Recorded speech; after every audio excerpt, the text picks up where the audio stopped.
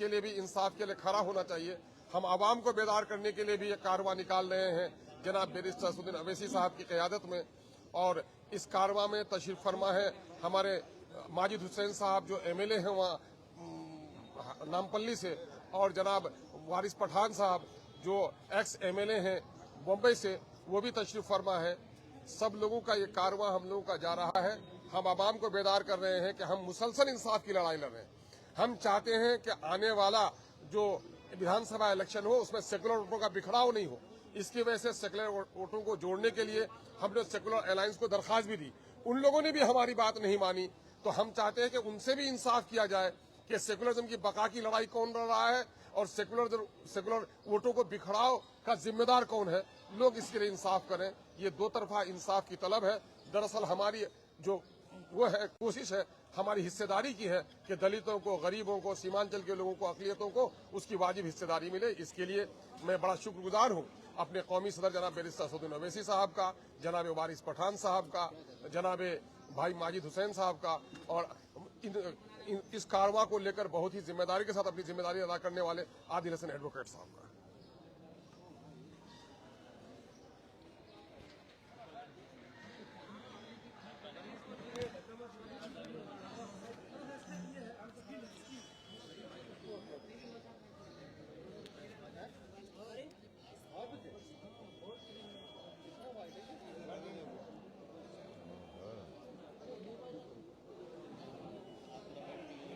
चलिए, आपको कुछ पूछना है तो पूछ लीजिए। सर, डुगडुगी बजा करके लेटर लिख करके आप लोगों के द्वारा गठबंधन में शामिल करने की मांग की गई, इसके कोई जवाब नहीं आया। क्या करेंगे?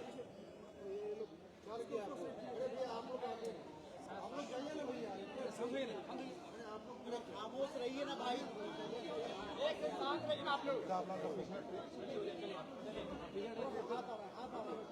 खाली मीडिया और रहने दो, बोलो सिर्फ मीडिया को रखिए, ज़्यादा लड़िए, पार्टी के लिए हट जाइए पूरा। देखिए, अख्तरुल ईमान साहब ने खत लिखा है, फिर अख्तरुल ईमान साहब ने यहाँ के लीडर ऑफ अपोजिशन को लेटर लिखा है। मीडिया के जरिए हमने इस बात को कहा है कि MIM पार्टी अलायंस के लिए तैयार है, और फिर अख्तरुल ईमान साहब ने अपने आखिरी खत में ये भी कहा है कि हमको आप 6 सीट दे दीजिए। अब ये उनको फैसला करना है, ये नहीं करेंगे तो बिहार की जनता ये देख लेगी कि कौन बीजेपी को कामयाब कराना चाहता है या कौन बीजेपी को रोकना चाहता है। तो अब ये फैसला बिहार की आवाम पर है। हम तो अपनी जिम्मेदारी को निभा चुके हैं। कल कोई या हमसे ना कहे कि आपने बातचीत नहीं की, आपने फुला नहीं किया। तो हमने तो अपनी तरफ से पूरी कोशिश की और जनता के सामने, आवाम के सामने हमने इस बात को रख दिया। सर, बिहार में कितने सीटों पर पार्टी चुनाव लड़ेगी? जब लिस्ट जारी होगी तो आपको पता चल जाएगा।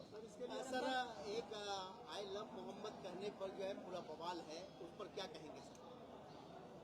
देखिए, ये शुरू हुआ था कानपुर में। वहाँ के शायद ADGP, एडिशनल DGP ने कहा कि कोई नया पोस्टर नहीं लगा सकते।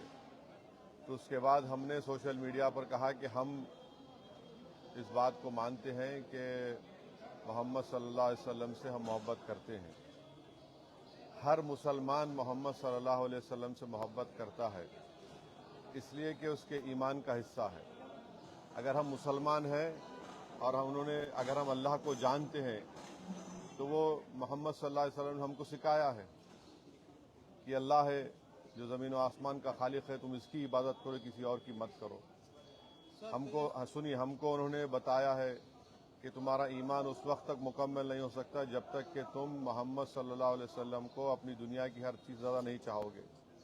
ये तुम्हारे ईमान का हिस्सा है। और आर्टिकल 25 में फ्रीडम ऑफ रिलीजन है, तो संविधान में फंडामेंटल राइट है, इसको आप कैसा छीन सकेंगे किसी से। और ये क्या बात है कि नया पोस्टर कैसा लगाए, जो यूपी में क्या गलत है एकदम। वो अभी जो नहीं पूछे वो पूछिए। सर, तेजस्वी यादव का कहना है कि युवाओं को इस बार रोजगार मिलेगा, फिर भी उसके पास डिग्री होना चाहिए।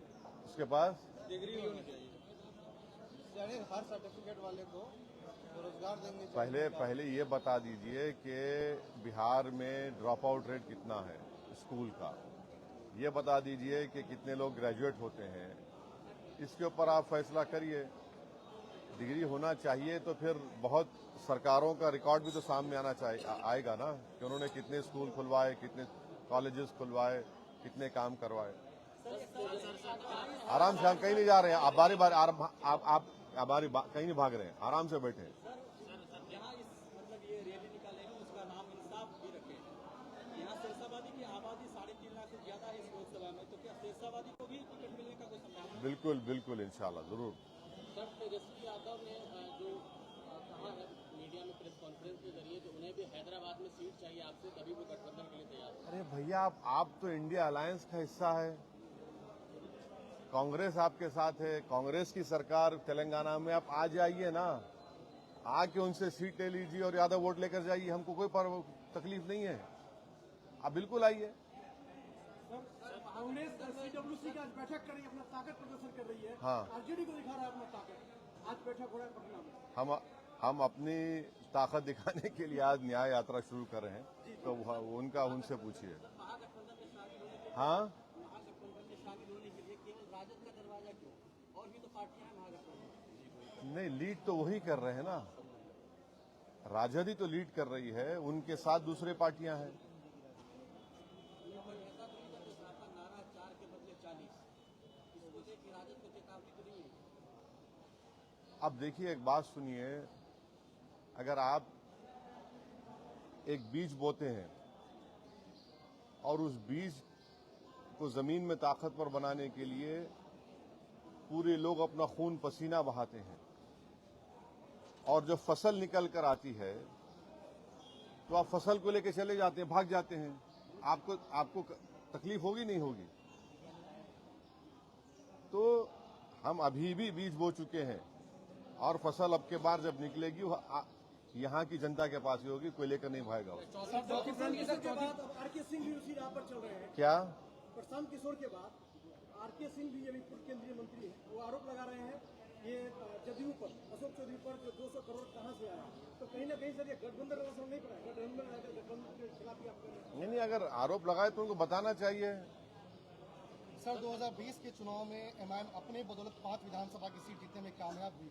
क्या 2025 में एमआईएम इतनी कमजोर हो गई कि बार बार राजद के ऑफिस में, कभी उनके घर के पास ढोल बजाते हुए आपके प्रदेश अध्यक्ष पहुंचते हैं? ऐसा है ना, देखिए, आप लोगों को हर चीज आपको ब्लैक एंड व्हाइट नजर आती है, तो सियासत ब्लैक एंड व्हाइट नहीं होता है।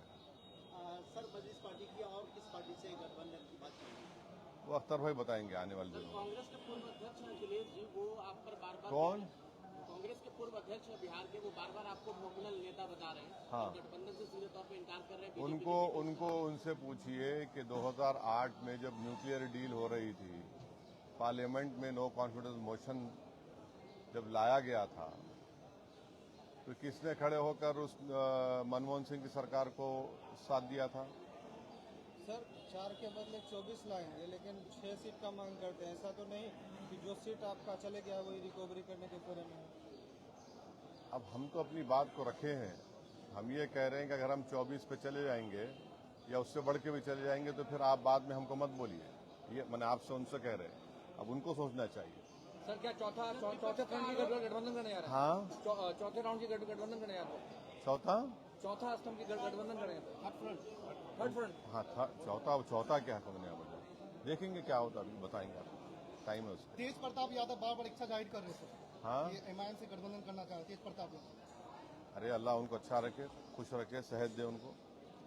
सर, विपक्ष का आरोप है जब 5 साल के बाद ही आपको याद आती है सीमांचल दौरा करने में। पहले सीमांचल कोई बोलता नहीं था, हम ही तो बोले तो उनकी जबान में आ गया पूरा बात। ये पहले तो बोलता ही ना सीमांचल, और पार्लियामेंट के अंदर, पार्लियामेंट के बाहर हम ही तो बोल रहे हैं सीमांचल के बारे में। ये लोग कहाँ बोलते हैं? इनको सिर्फ चुनाव के जमाने में सीमांचल बोलते हैं।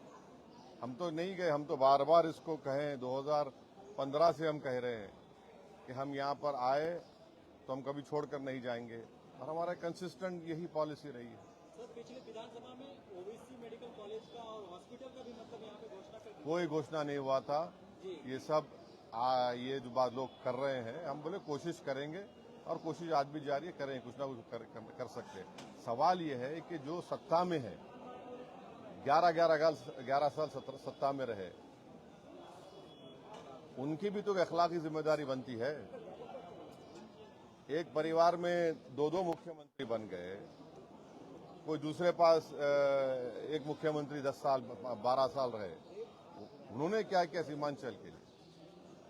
सर महिला वोटर एक बहादुरगंज के जो आपके गद्दार विधायक थे, वो अभी एक पोस्टर फेसबुक में एक पोस्ट कर रहे हैं जो खुद को पढ़ा लिखा बता रहे हैं और आपके जो कैंडिडेट है उसको अनपढ़ बता रहे हैं। तो जो तौसीफ आलम साहब को अनपढ़ बता रहे हैं, जबकि राजद के जो मुख्यमंत्री पद के लिए वो मतलब लड़ रहे हैं, वो खुद 8 पास है, तेजस्वी यादव। क्या कहेंगे? क्या कहना क्या है आपकी? आप जो बात कही थी मैं क्या कहूँ? सर सीमांचल के बाहर सिर्फ ढाका ही चुनाव लड़ेंगे कि और भी विधानसभा? हाँ, सीमांचल के बाहर ढाका ही चुनाव लड़ेंगे कि और भी विधानसभा चुनाव लड़ेंगे? नहीं, बराबर लड़ेंगे। और कुछ है? जनता एमआईएम को वोट देती है, लेकिन उसके जीते हुए पार्टी दूसरे पार्टी में चले जाते हैं, तो सर कैसे लोग विश्वास करेंगे कि एमआईएम को वोट दे, फिर इस बार नहीं पलट जाएगी दूसरे पार्टी में? नहीं, जिन लोगों ने धोखा दिया उनके साथ जनता नहीं है। जनता ने उनको वोट नहीं दिया था, जनता ने सीमांचल और एमआईएम पार्टी को वोट दिया था। और हमारी पूरी कोशिश होगी कि अब के बार ऐसे लोगों को हम अपना उम्मीदवार कैंडिडेट बनाएंगे जो इंशाअल्लाह पूरा भरोसे पे उतरेंगे। सर आपकी पार्टी के ऊपर लगातार एलिगेशन लग रहा है कि पैसे के बल पे टिकट दिया जाता है। अच्छा, इस बार क्या सर पैसे के बल पे टिकट दिया जाएगा या जमीन से उठा हुआ नेता मिलेगा? पैसे के बल पे तो इल्जाम लगता है चुनाव के जमाने में। क्योंकि सर जो गए 4 गए उन्होंने लगाया। लेकिन अब एक बात सुनिए, एक साहब ने एक क्रिकेटर को ले जाकर दुबई में होटल खोली है, नाम क्या रखा? हैदराबाद बिरयानी दुकान। किससे पैसा लिया वो? आप तो बिरयानी नहीं खाए ना, हम भी नहीं खाए। सर न्याय यात्रा के तहत क्या दबाव की राजनीति होगी? वोटर अधिकार यात्रा जिस तरह निकला राहुल गांधी का, या फिर और? नहीं, यात्रा है, इंसाफ की यात्रा है, उसमें हर मुद्दा हर मसला सामने आएगा। इंसाफ की वसूल के लिए, इंसाफ के हासिल करने के लिए तो सब बात करेंगे हम। सर जो महिला वोटर है आपको बहुत हाँ, मैं महिला पूछ रहे हैं। वालेकुम सलाम। सर तीसरा जो मोर्चा बनाएंगे, क्या लगता है कितना असर डालेंगे एनडीए और महागठबंधन पर? देखिए, ये वक्त बताएगा। हम जहां पर हम चुनाव लड़ेंगे पूरी ताकत के साथ लड़ेंगे इंशाल्लाह। सर महिला वोटर के तरफ जो है, जो पहले भी आपको वोट पसंद करती है, लेकिन इस वक्त जो है तेजस्वी यादव भी माई बहन योजना लाके खड़ा कर दिया है। इधर सीएम नीतीश कुमार भी जीविका दीदियों को राशि भी दिया है। तो आपके कहीं न कहीं महिला वोटर पर सिंहमारी सीमांचल में हो रहा है, क्या कहेंगे? कुछ नहीं होगा इंशाअल्लाह। हमारी इज्जतदार माँ और मैंने हमारे साथ थी और इंशाअल्लाह हमेशा हमारे साथ रहेंगे, तो कोई असर नहीं पड़ने वाला। सर एक बार तेजस्वी को किशनगंज की जमीन से क्या संदेश देना चाहिए? जो संदेश देना था हम बोल चुके आपके सामने।